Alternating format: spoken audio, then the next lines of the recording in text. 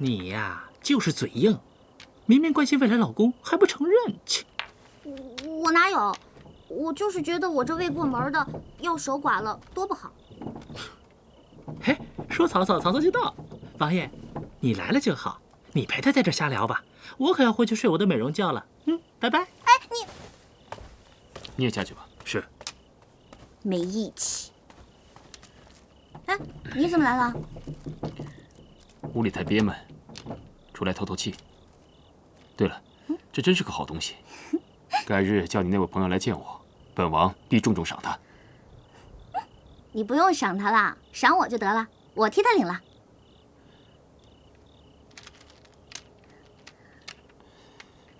这又是什么？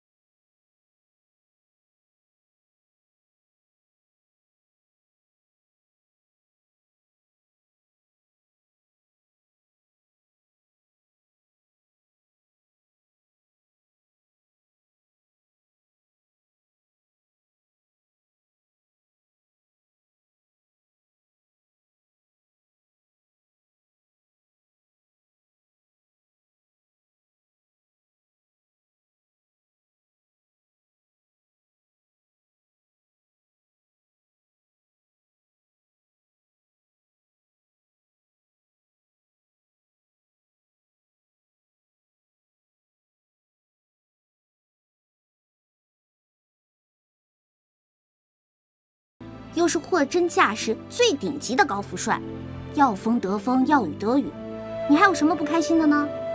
是不是啊？哦，只是今日見到獨孤，心中有幾分不安呢。我與他剛相識的時候，他不是這樣子的，我感覺他變了，我們之間似乎存在了隔閡。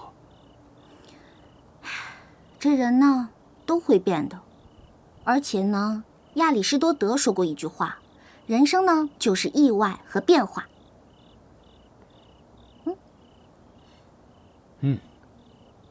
很有道理啊。可是亞里士多德是何人呢？就是我們家鄉的一個教書先生啦。可這話說的頗有幾分哲理啊。想不到一個教書先生竟然有如此的見地。可是有些情感是永遠不會變的。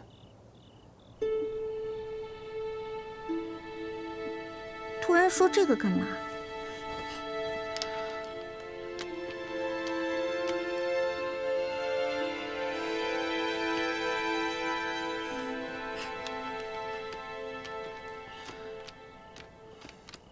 王爺，我家尹少爺被府尹派人連夜抓走了，說他私放印子錢，可這是絕對沒有的事啊！王爺，你可一定要救救我們家少爺啊！啟稟王爺，老爺命我接小姐回去，這麼些天真是打擾了。老爺說改天定會登門致謝，還望王爺放人。小姐，老爺說了，只要您回去，一切都好說。再說，尹公子犯的也不是什麼大不了的事兒，就算為了尹公子，你也不宜繼續客居在此啊。你們這是威脅我？小的不敢，小的只是奉命行事。嫣然，你若是不想回去，我自有辦法救尹浩。王爺當然有辦法救尹公子，只是此事還要一番周折，真要鬧起來，尹老將軍的面子也不好過呀。不就是想讓我回家嗎？用得着這麼大陣仗嗎？我跟你回去就是了。表哥，你放心，我会回去跟爹说清楚的。那小的先谢过杜小姐了。小姐请。王爷，我们王爷告辞了。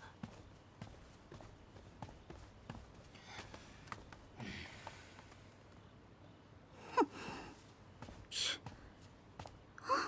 这个杜毅为了逼自己女儿回家，竟然敢随便乱抓人，真是有什么樣的爹，就有什麼樣的閨女。可舅父對尹老將軍不滿由來已久，我就怕此事不會這麼容易就算了。那他還想怎麼着啊？先前照我說，你就趕緊把杜嫣然娶了，我看那老家伙怎麼說。敢欺負我大哥，哼，找死嘛！你看着我幹嘛？我怎麼了？要不，如你所願，我將嫣然娶回府裡，這樣你們二人當姐妹可好？你。